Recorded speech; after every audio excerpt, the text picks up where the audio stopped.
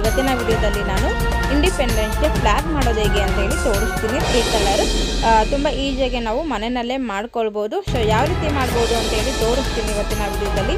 ಇಲ್ಲಿ ನಾನು 3 ಥರದ ಉಲ್ಲನ್ ಕಲರ್ ತೊಗೊಂಡಿದ್ದೀನಿ. 3 ಕಲರ್ ಇಂಡಿಪೆಂಡೆನ್ಸ್ 3 ಕಲರ್, ಹಾಗೆ ಬ್ಲೂ ಕಲರು, ಮತ್ತು ನೀಡಲ್ ಬಂದು 3.25 mm ತೊಗೊಂಡಿದ್ದೀನಿ. ಸೊ ನೀಡಲ್ಲಿ ಯಾವುದಾದ್ರೂ ತೊಗೊಳ್ಬೋದು, ಇದೇ ತೊಗೋಬೇಕಂತ ಏನಿಲ್ಲ.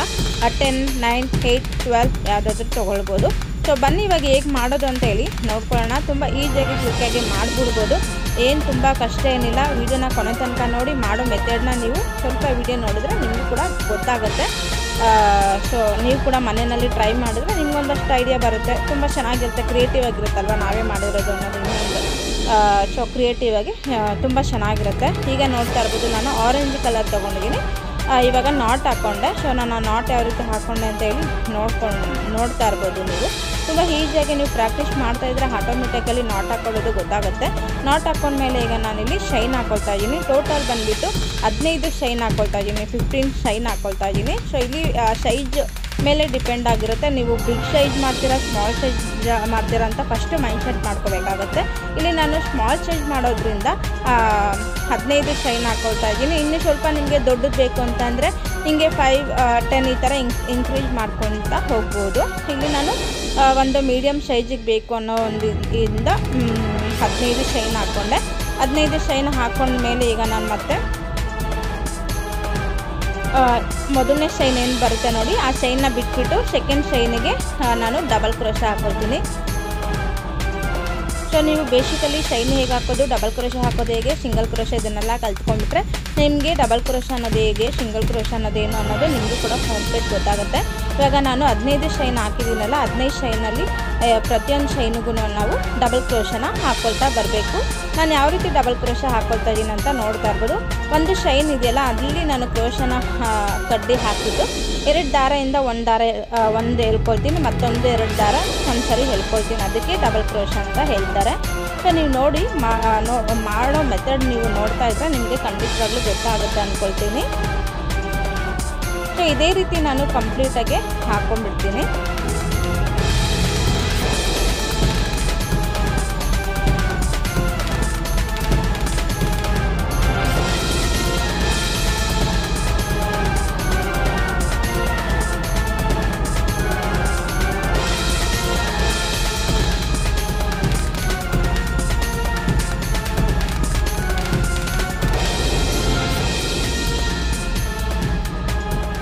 ನೋಡಿ ಇವಾಗ ಎಂಡ್ವರೆಗೂ ಬಂದೆ. ಇನ್ನೊಂದು ಶೈನ್ ಇದೆ. ಸೊ ಅದನ್ನು ಹೇಗೆ ಹಾಕೋದು ಅಂತ ಹೇಳಿ ಕೂಡ ತೋರಿಸ್ತಾ ಇದ್ದೀನಿ, ನೀವು ನೋಡ್ತಾ ಇರ್ಬೋದು. ಕೊನೆ ಶೈನ್ಗೂ ಕೂಡ ಈ ರೀತಿಯಾಗಿ ನಾವು ಡಬಲ್ ಕ್ರೋಶನ ಹಾಕೋಬೇಕಾಗತ್ತೆ. ಸೊ 2 ದಾರದಿಂದ ಟೋಟಲ್ ಬಂದು 4 ದಾರ ಬರುತ್ತೆ. 4 ದಾರದಲ್ಲಿ 2 ದಾರದಿಂದ ಒಂದ್ಸರಿ ಇಟ್ಕೋಬೇಕು, ಮತ್ತೊಂದು 2 ದಾರ ಇನ್ನೊಂದ್ಸರಿ ಇಟ್ಕೋಬೇಕಾಗುತ್ತೆ. ಅದಕ್ಕೆ ಡಬಲ್ ಕ್ರೋಶೆ ಅಂತ ಹೇಳ್ತಾರೆ. ಸೊ ಅದಾದಮೇಲೆ ನಾವು ಮತ್ತೆ ಶೈನ್ ಏನಿಲ್ಲ ಟರ್ನ್ ಮಾಡಿಕೊಂಡು ನೆಕ್ಸ್ಟ್ ಮತ್ತೇನು ಡಬಲ್ ಕ್ರೋಶೆ ಇರುತ್ತೆ ನೋಡಿ, ಪ್ರತಿಯೊಂದು ಡಬಲ್ ಕ್ರೋಶಕ್ಕೂ ಒಂದೊಂದು ಡಬಲ್ ಕ್ರೋಶನ ಹಾಕ್ಕೊಳ್ತಾ ಬರಬೇಕು. ಸೇಮ್ ಸ್ಟಾರ್ಟಿಂಗಿಂದ ಹೇಗೆ ಮಾಡ್ಕೊಂಡು ಬಂದ್ವಿ ಅದೇ ರೀತಿ ನಾವು 2 ಲೇಯರ್ ಹಾಕಿ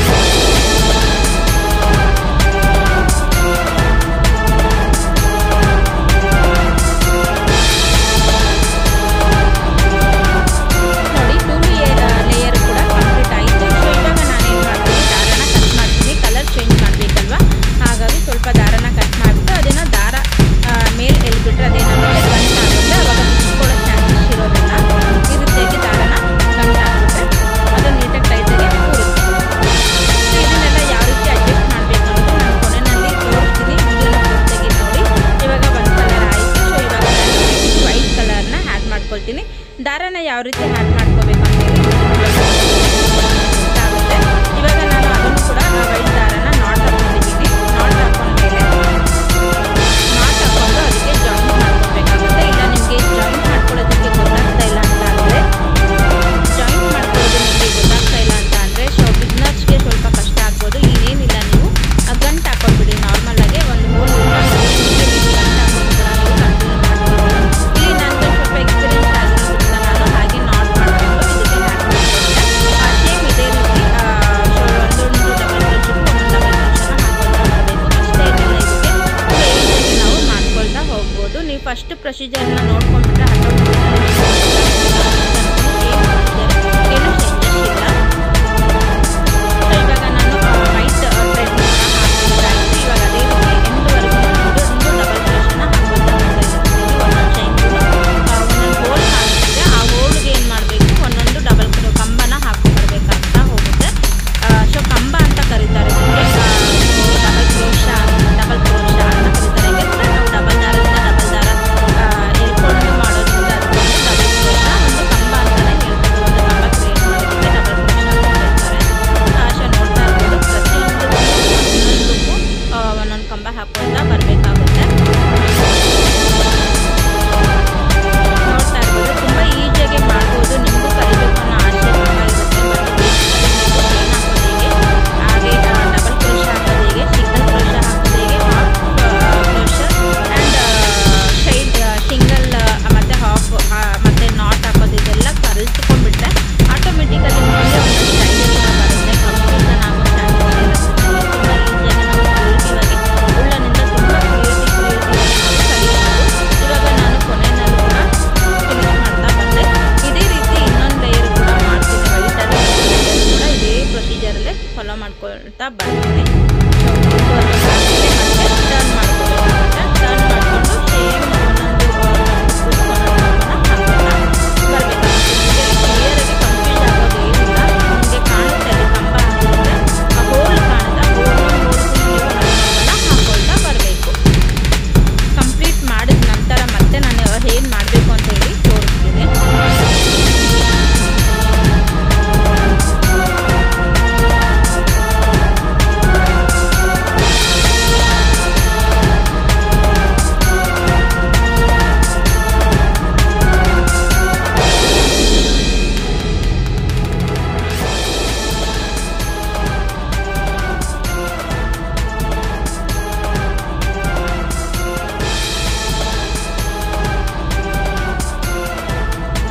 ಸೊ ನೋಡ್ತಾ ಇರ್ಬೋದು, ವೈಟ್ ಲೇಯರ್ ಕೂಡ ಅಷ್ಟೇ 2 ಲೇಯರ್ ಕಂಪ್ಲೀಟ್ ಆಯಿತು. ನೋಡ್ತಾ ಇರ್ಬೋದು, ಈಗ ಕೊನೆಯಲ್ಲಿ ಹಾಕ್ತಾ ಇದ್ದೀನಿ. ಕೊನೆ ಶೈನ್ಗೆ ಹಾಕ್ಬಿಟ್ಟು ಲಾಸ್ಟಿಗೆ ಒಂದು ಶೈನ್ ಹಾಕ್ಬಿಟ್ಟು ದಾರನ ಕಟ್ ಮಾಡಬೇಕಾಗುತ್ತೆ. ದಾರ ಕಟ್ ಮಾಡಿಬಿಟ್ಟು ಈ ರೀತಿಯಾಗಿ ನೀವು ದಾರನ ಮೇಲ್ಗೆ ಹೇಳಿದರೆ ಅದು ಆಟೋಮೆಟಿಕಲಿ ಗಂಟಾಗ್ಬಿಡುತ್ತೆ. ಆವಾಗ ಬಿಚ್ಚೋಗೋ ಚಾನ್ಸಸ್ ಇರೋದಿಲ್ಲ. ಸೊ ಅದನ್ನೆಲ್ಲ ಯಾವ ರೀತಿ ನಾವು ವೈಟ್ ಮಾಡ್ಬೋದು ಅನ್ನೋದು ನಾನು ವಿಡಿಯೋ ಪೂರ್ತಿಯಾಗಿ ನೋಡಿ ತೋರಿಸ್ತೀನಿ. ಸೊ ಇವಾಗ ನಾನು ನೆಕ್ಸ್ಟ್ ಗ್ರೀನ್ ಕಲರ್ನ ದಾರನ ಹ್ಯಾಕ್ ಮಾಡ್ಕೊಳ್ತಾ ಇದ್ದೀನಿ. ಇದನ್ನು ಕೂಡ ಅಷ್ಟೇ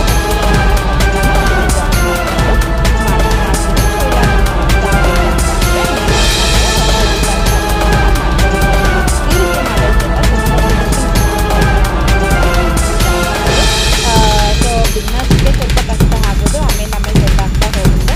ಇವಾಗ ನಾನು ಮತ್ತೆ ಗ್ರೀನ್ ಕಲರ್ನ ಜಾಯಿನ್ ಮತ್ತೆ ದಾರನ ಟರ್ನ್ ಮಾಡ್ತೀನಿ. ಟರ್ನ್ ಮಾಡಿಕೊಂಡು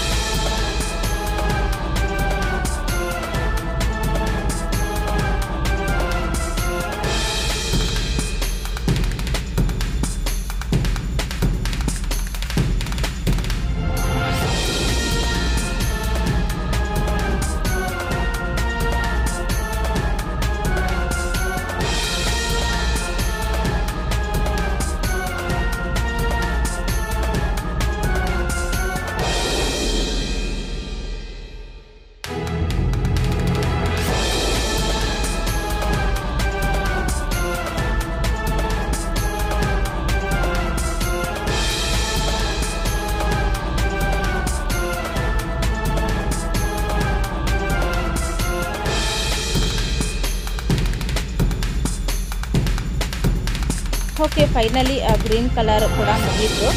ಇವಾಗ ಲಾಸ್ಟ್ ಒನ್ ಹಾಕ್ತಾಯಿದ್ದೀನಿ. ಹಾಕಿದ ನಂತರ ನಾನು ಫೈನಲ್ ಮಾಡ್ತೀನಿ. ಇದಾದಮೇಲೆ ಕೆಲವೊಂದಷ್ಟು ದಾರಗಳೆಲ್ಲ ಇರುತ್ತಲ್ವ, ಅದನ್ನೆಲ್ಲ ಹೇಗೆ ಹೈಟ್ ಮಾಡೋದು ಅಂತೇಳಿ ತೋರಿಸ್ತೀನಿ. ನೋಡ್ತಾ ಇರ್ಬೋದು, ಫೈನಲಾಗಿ ಒಂದು ಫ್ಲ್ಯಾಗ್ ಅನ್ನೋದು ಕ್ರಿಯೇಟ್ ಆಯಿತು. ಇವಾಗ ದಾರ ಎಲ್ಲ ಏನು ಮಾಡೋದು, ನಾವು ಹಾಗೆ ಕಟ್ ಮಾಡಿಬಿಟ್ರೆ ಒಂಥರ ಅದಷ್ಟು ನೀಟಾಗಿ ಫಿನಿಶಿಂಗ್ ಇರಲ್ಲ, ಮತ್ತು ಒಂಥರ ಸಾಸೈವ ಕಾಣುತ್ತೆ. ಹಾಗಾಗಿ ಅದನ್ನೆಲ್ಲ ಯಾವ ರೀತಿ ನಾವು ಫಿನಿಶ್ ಮಾಡಬೇಕು ಅಂತ ಅಂದರೆ ನೋಡ್ತಾ ಇರ್ಬೋದು, ಈ ರೀತಿಯಾಗಿ ನೋಡ್ತಾ ಇರ್ಬೋದು ಒಂದೊಂದು ಹೋಲ್ ಕಾಣಿಸ್ತಾ ಇರುತ್ತಲ್ಲ, ಅಲ್ಲೊಂದು ಹೋಲ್ಗೆ ಕ್ರೋಶಾ ಕಡ್ಡಿನ ನೀರನ್ನ ಹಾಕಿಬಿಟ್ಟು ದಾರನ ಈ ಥರ ಹೇಳ್ಕೊಬೇಕಾಗುತ್ತೆ. ಶುಟ್ಲೂ ಈ ರೀತಿ ಮಾಡ್ಕೊಳ್ತಾ ಬನ್ನಿ, ನೀಟಾಗಿ ಫಿನಿಶಿಂಗ್ ಇರುತ್ತೆ. ಗ್ರೀನ್ ಕಲರಲ್ಲಿ ಗ್ರೀನ್ ಕಲರ್ ದಾರ ಏನು ಹಾಕಿರ್ತೀವಿ ನೋಡಿ, ಆ ಕಡೆ ಫಿನಿಶ್ ಮಾಡಿ, ವೈಟ್ ದಾರದಲ್ಲಿ ವೈಟ್ ಕಲರ್ ಫಿನಿಶ್ ಮಾಡಿ ಕಂಪ್ಲೀಟಾಗಿ ನೀಟಾಗಿ ಫಿನಿಶಿಂಗ್ ಬರುತ್ತೆ. ಇವಾಗ ನೆಕ್ಸ್ಟ್ ನಾನು ಮಧ್ಯದಲ್ಲಿ ಸರ್ಕಲ್ ಮಾಡಬೇಕಲ್ವ, ಅದಕ್ಕೆ ನಾನು ಪರ್ಪಲ್ ಕಲರ್ ದಾರನ ತೊಗೊಂಡಿದ್ದೀನಿ. ಸೊ ಇವಾಗ ಅದಕ್ಕೂ ಒಂದು ನಾಟ್ ಹಾಕ್ಕೊಂಡೆ. ಇವಾಗ ನಾನು ಟೋಟಲ್ಲು ಸ್ಮಾಲ್ ಸರ್ಕಲ್ ಬೇಕಾಗಿರೋದ್ರಿಂದ ನಾನು ಟೋಟಲ್ 5 ಶೈನ್ ಹಾಕ್ಕೊಳ್ತಾ ಇದ್ದೀನಿ. ಇಲ್ಲಾಂದರೆ ನೀವು ಮ್ಯಾಜಿಕ್ ರಿಂಗ್ ಮಾಡಿಕೊಂಡು ಕೂಡ ಮಾಡ್ಬೋದು, ಬಟ್ ನಾನು ನಿಮಗೆ ಈಸಿಯಾಗಲಿ ಅನ್ನೋದಕ್ಕೋಸ್ಕರ ನಾನು ಈ ಮೆಥಡಲ್ಲಿ ತೋರಿಸ್ತಾ ಇದ್ದೀನಿ. ರಿಂಗ್ ಮ್ಯಾಜಿಕ್ ಅಂತ ಬರುತ್ತೆ, ಅದು ತುಂಬ ಈಸಿಯಾಗಿ ನಾವು ಮಾಡ್ಕೊಳ್ಬೋದು, ಬಟ್ ನಿಮಗೆ ಟಫ್ ಆಗೋಗಬಹುದು ಅನ್ನೋ ರೀತಿಯಲ್ಲಿ ನಾನು ಶೈನ್ ಹಾಕ್ಬಿಟ್ಟು ತೋರಿಸ್ತಾ ಇದ್ದೀನಿ. ಇಲ್ಲಿ ನಾನು 5 ಶೈನ್ ಹಾಕಿದೆ. 5 ಶೈನ್ ಹಾಕ್ಬಿಟ್ಟು ಕೊನೆಯಲ್ಲಿ ಏನು ಶೈನ್ ಬರುತ್ತೆ ನೋಡಿ, ಅದಕ್ಕೆ ಜಾಯಿಂಟ್ ಮಾಡಿಕೊಂಡು ಇವಾಗ ನಾನು ಒಂದೊಂದು ಹೋಲ್ ಕ್ರಿಯೇಟ್ ಆಗುತ್ತೆ, ಅದಕ್ಕೆ ನಾನು ಫುಲ್ ಸುತ್ತಲೂ ಡಬಲ್ ಕ್ರೋಶನ ಹಾಕೊಂಡು ಬರ್ತೀನಿ. ಟೋಟಲ್ ಬಂದುಬಿಟ್ಟು 15 ಡಬಲ್ ಕ್ರೋಶ ಆಗುತ್ತೆ. ಟೋಟಲ್ 15 ಡಬಲ್ ಕ್ರೋಶನ ನಾವು ಹಾಕಬೇಕಾಗತ್ತೆ. ಹೋಲ್ ಮಧ್ಯದಲ್ಲಿ ನಾವು 15 ಕಂಬಗಳನ್ನ ಹಾಕಬೇಕಾಗುತ್ತೆ.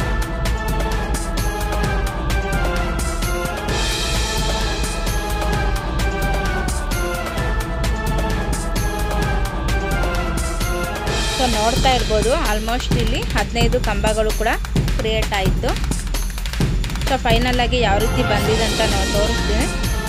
ಕಂಬಗಳನ್ನ ಹಾಕಿಬಿಟ್ಟು ಲಾಸ್ಟಲ್ಲಿ ನಾವು ಜಾಯಿಂಟ್ ಮಾಡಬೇಕಾಗುತ್ತೆ. ಜಾಯಿಂಟ್ ಮಾಡೋದು ಹೇಗೆ ಅಂತ ಹೇಳ್ಬಿಟ್ಟು ನೋಡ್ಕೊಳ್ಳಿ. ಟೋಟಲ್ ಇಲ್ಲಿ 15 ಕಂಬ ಹಾಕಬೇಕು. 15ಕ್ಕಿಂತ ನೀವು ಜಾಸ್ತಿ ಇಡಿಸಿದ್ರೆ ಹಾಕೋಬೋದು, ಬಟ್ ಅದೇನಾಗುತ್ತೆ ಅಂದರೆ ಒಂಥರ ಬಟ್ಲು ಟೈಪ್ ಆಗೋಗುತ್ತೆ, ನೀಟಾಗಿ ಫಿನಿಶಿಂಗ್ ಬರಲ್ಲ. ಪರ್ಫೆಕ್ಟಾಗಿ ನಿಮಗೆ ಗೊತ್ತಾಗುತ್ತೆ ಅಲ್ಲಿ ಜಾಗ ಎಷ್ಟಿದೆ ಅದು ಅಷ್ಟು ನೀವು ಡಬಲ್ ಕ್ರೋಶನ ಹಾಕೊಳ್ತಾ ಬಂದರೆ ನಿಮಗೆ ಗೊತ್ತಾಗುತ್ತೆ. ಇವಾಗ ನಾನು ಜಾಯಿಂಟ್ ಮಾಡ್ತಾಯಿದ್ದೀನಿ. ಜಾಯಿಂಟ್ ಮಾಡಿಬಿಟ್ಟು ದಾರನ ಕಟ್ ಮಾಡಿಬಿಟ್ಟು ಅದನ್ನು ನಾಟ್ ಹಾಕ್ತೀನಿ. ಸೊ ಇವಾಗ ಕ್ರಿಯೇಟ್ ಆಯಿತು. ಇವಾಗ ಉಳಿದಿರುವಂಥ ದಾರವನ್ನು ಕೂಡ ನಾನು ಅದೇ ರೀತಿ ನೀಟಾಗಿ ಫಿನಿಶಿಂಗ್ ಕೊಡ್ತೀನಿ. ಸೊ ಇದೇ ರೀತಿ ಎಲ್ಲ ನೀಟಾಗಿ ಫಿನಿಶಿಂಗ್ ಕೊಟ್ಟ ಮೇಲೆ ನಾನು ಫ್ಲ್ಯಾಗ್ಗೆ ಇದನ್ನು ಜಾಯಿಂಟ್ ಮಾಡ್ಕೊಳ್ತೀನಿ. ಒಂದು ಶಿವಜಿ ಮತ್ತು ದಾರನ ಸಮೇತ ತೊಗೊಂಡು ನಾವು ಇದನ್ನು ನೀಟಾಗಿ ಮಿಡಲಲ್ಲಿ ಇಟ್ಬಿಟ್ಟು ಕಟ್ಟಬೇಕಾಗತ್ತೆ. ತುಂಬ ಚೆನ್ನಾಗಿ ಬಂದಿದೆ ಅಲ್ವಾ ಸರ್ಕಲ್ಲು. ಸೊ ಇದೇ ರೀತಿ ನೀವು ಮಾಡಿಕೊಂಡು ಮಿಡಲ್ಗೆ ಇಟ್ಟು ಇದನ್ನು ವೈಟ್ ದಾರದಲ್ಲಿ ಕಟ್ಟಬೇಕಾಗುತ್ತೆ, ಅಂದರೆ ನೀಟಾಗಿ ಜಾಯಿಂಟ್ ಮಾಡಬೇಕಾಗುತ್ತೆ. ಸೊ ಇಷ್ಟೇ ಸಿಂಪಲ್ಲಾಗಿ ನಾವು ಹುಲ್ಲನ್ನಿಂದ ಫ್ಲ್ಯಾಗ್ನ ಯಾವ ರೀತಿ ರೆಡಿ ಮಾಡೋದು ಅಂತ ಹೇಳಿ ತೋರಿಸಿದ್ದೀನಿ. ಸಿಂಪಲ್ಲಾಗಿದೆ. ಸೊ ನಿಮಗೆ ಅರ್ಥ ಆಗಿದೆ ಅಂದ್ಕೊಳ್ತೀನಿ. ತುಂಬ ಕ್ರಿಯೇಟಿವ್ ಆಗಿ ನಾವೇ ಮನೆಯಲ್ಲೇ ಮಾಡ್ಕೊಳ್ಳೋದ್ರಿಂದ ತುಂಬ ಚೆನ್ನಾಗಿರುತ್ತಲ್ವ. ಹುಲ್ಲನ್ನಿಂದ ಫ್ಲ್ಯಾಗ್ನ ಪ್ರಿಪೇರ್ ಮಾಡೋದು ಇವತ್ತಿನ ವಿಡಿಯೋದಲ್ಲಿ ನಿಮ್ಮ ಜೊತೆ ಶೇರ್ ಮಾಡಿದ್ದೀನಿ. ನಿಮಗೆ ಈ ವಿಡಿಯೋ ಇಷ್ಟ ಆದರೆ ಲೈಕ್ ಮಾಡಿ, ಶೇರ್ ಮಾಡಿ, ಹಾಗೆ ನಿಮ್ಮ ಅನಿಸಿಕೆ ಅಭಿಪ್ರಾಯನ ಕಾಮೆಂಟ್ ಮೂಲಕ ತಿಳಿಸ್ಬೋದು. ಇನ್ನೂ ಯಾರು ನನ್ನ ಚಾನಲ್ ಹೊಸದಾಗಿ ನೋಡ್ತಾ ಇದ್ದೀರಾ, ಪ್ಲೀಸ್ ಈ ಕೂಡಲೇ ಹೋಗಿ ಸಬ್ಸ್ಕ್ರೈಬ್ ಮಾಡಿಕೊಂಡು ಸಪೋರ್ಟ್ ಮಾಡಿ. ಸೊ ಫೈನಲಾಗಿ ಕ್ರಿಯೇಟ್ ಆಯಿತು, ನೋಡ್ತಾ ಇರ್ಬೋದು ಫ್ಲ್ಯಾಗ್ ಕ್ರಿಯೇಟ್ ಆಯಿತು. ಇದೇ ರೀತಿ ನಿಮಗೆ ಬಿಗ್ ಸೈಜ್ ಬೇಕು ಅಂದರೆ ಶೈನ್ನ ಜಾಸ್ತಿ ತೊಗೊಂಡು ಮಾಡಿ ತುಂಬ ಚೆನ್ನಾಗಿ ಬರುತ್ತೆ. ನೋಡಿದ್ರೆಲ್ಲ ಎಷ್ಟು ಚೆನ್ನಾಗಿ ಕಾಣಿಸ್ತಾ ಇದೆ ಅಂತ ಹೇಳಿಬಿಟ್ಟು. ಓಕೆ ಸ್ನೇಹಿತರೆ, ಇವತ್ತಿನ ವಿಡಿಯೋ ನಾನು ಇಲ್ಲಿಗೆ ಎಂಡ್ ಮಾಡ್ತಾ ಇದ್ದೀನಿ. ನೆಕ್ಸ್ಟ್ ವಿಡಿಯೋದಲ್ಲಿ ಸಿಗೋಣ. Bye bye. Thank you. ನಮಸ್ತೆ.